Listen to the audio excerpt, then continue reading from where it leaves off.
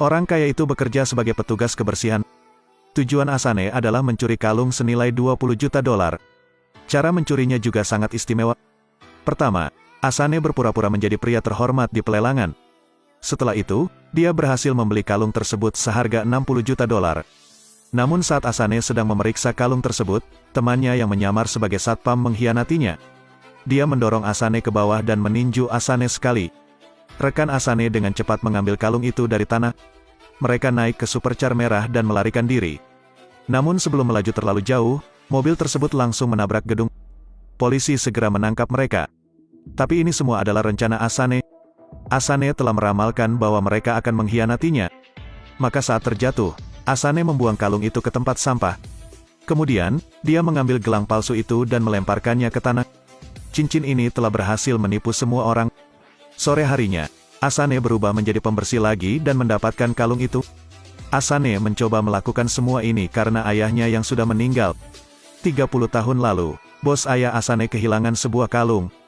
Yang Hubert klaim ayah Asane mencurinya. Itu sebabnya ayahnya ditangkap. Namun anehnya, kalung itu tetap tidak ditemukan. Ayah Asane juga gantung diri. Sejak saat itu, keberadaan kalung tersebut masih menjadi tanda tanya. Namun 30 tahun kemudian, Asane tidak sengaja melihat kalung itu muncul di TV. Dan putri Hubert, Juliette, mengadakan lelang di Louvre. Apakah ayah Asane difitnah? Untuk menyelidikinya, Asane memberanikan diri untuk mencurinya. Kemudian dia mengajak Juliette keluar ke taman. Asane memberitahu gadis itu bahwa kalung itu dicuri olehnya. Jika Juliette menginginkan kalung itu kembali, beritahu saya mengapa kalung itu muncul di Louvre. Sebenarnya Juliette tidak tahu tentang ini. Gadis itu juga mengatakan bahwa kalung itu dibeli oleh ayahnya dari toko. Melihat Juliette tidak berbohong, Asane buru-buru pergi. Dia pulang ke rumah, membuka kotak peninggalan yang ditinggalkan oleh ayahnya. Asane juga menemukan petunjuk dalam surat wasiat. Kata ayahnya, cari saja Etienne akan tahu semua yang sebenarnya. Dan Etienne adalah teman satu sel ayahnya tahun itu. Jadi Asane menyusup ke penjara dan menemukan Etienne. Etienne memberitahu Asane, ayah Asane meninggalkannya sebuah buku. Mengikuti instruksi Etienne, dia menemukan buku itu. Beberapa kata dalam buku itu telah dilukis dengan air oleh ayahnya. Setelah menyambung huruf-huruf tersebut menjadi sebuah kalimat, ternyata ayah Asane dibunuh oleh seorang wanita bernama Anne. Sekarang dia hanya perlu menemukan Anne dan dia akan menemukan kebenaran. Namun saat kebenaran akan terungkap, Asane bunuh diri. Untuk membalaskan dendam ayahnya, Asane memilih bunuh diri. Asane dimasukkan ke dalam tas oleh staf penjara dan dibawa pergi.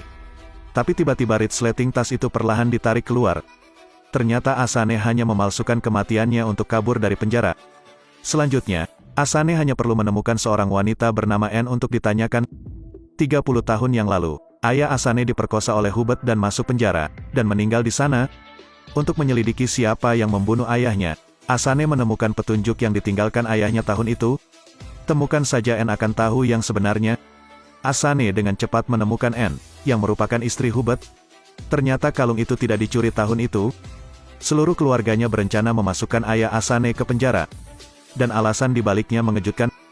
Anne mengatakan, selama Babakar mengaku, anaknya akan dididik di lingkungan terbaik.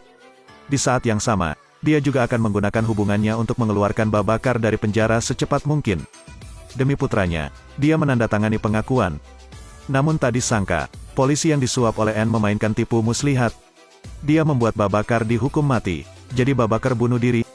Anne mengatakan Dumont dan Babakar tidak memiliki permusuhan. Sampai hari ini dia masih tidak tahu mengapa Dumont melukai Babakar. Asane dengan cepat menculik Dumont, lalu memaksanya untuk memberitahu dalang di baliknya. Tapi Dumont tidak berani mengatakan yang sebenarnya. Jika dia mengatakan yang sebenarnya, dia akan kehilangan nyawanya. Asane mengancam Dumont, jika dia tidak mengatakannya, dia akan mati. Akhirnya, Dumont mengatakan yang sebenarnya. Tahun itu, Babakar dilukai oleh Hubert dan dikirim ke penjara. Hubert kemudian meminta istrinya untuk menasihati Babakar agar mengaku. Hubert takut Babakar akan mengatakan yang sebenarnya saat dia keluar dari penjara. Jadi dia mencoba membuat Babakar bunuh diri.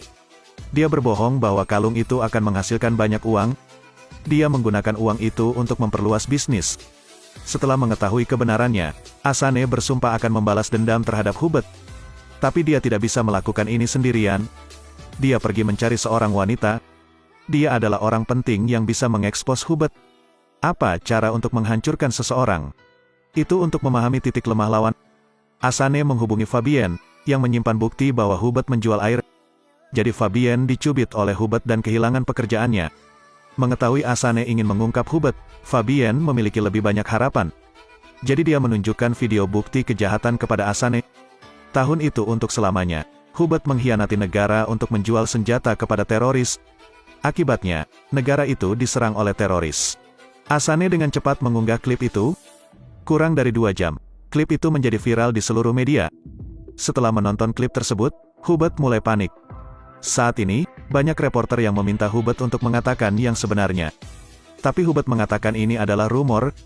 Dia bahkan berdiri di depan reporter yang memprovokasi orang yang mengunggah klip tersebut. Asane juga tidak mau kalah. Dia berpura-pura menjadi orang tua di stasiun televisi, bersiap untuk mengekspos Hubert. Namun tak disangka, isi dialog dalam klip tersebut telah diubah. Ternyata, Hubert telah menyuap stasiun TV tersebut untuk mengubah kontennya. Dia juga menyewa pembunuh untuk bersiap menghancurkan Asane. Untungnya, Asane dengan cepat mengalahkan si pembunuh dan melarikan diri. Tapi Fabienne tidak seberuntung itu. Pembunuh itu masuk ke rumah Fabienne, memaksanya untuk memberikan alamat Asane. Fabienne lebih baik mati daripada berbicara. Ketika Asane tiba, dia menemukan Fabienne digantung sampai mati. Dia pasti akan membalas dendam, tetapi dia harus mengeluarkan istri dan anak-anaknya dari sini terlebih dahulu. Seluruh keluarga duduk di kereta. Namun tak disangka, pembunuh Hubert juga mengikuti. Keluarganya pergi ke kota lain. Tetapi putra Asane tiba-tiba menghilang.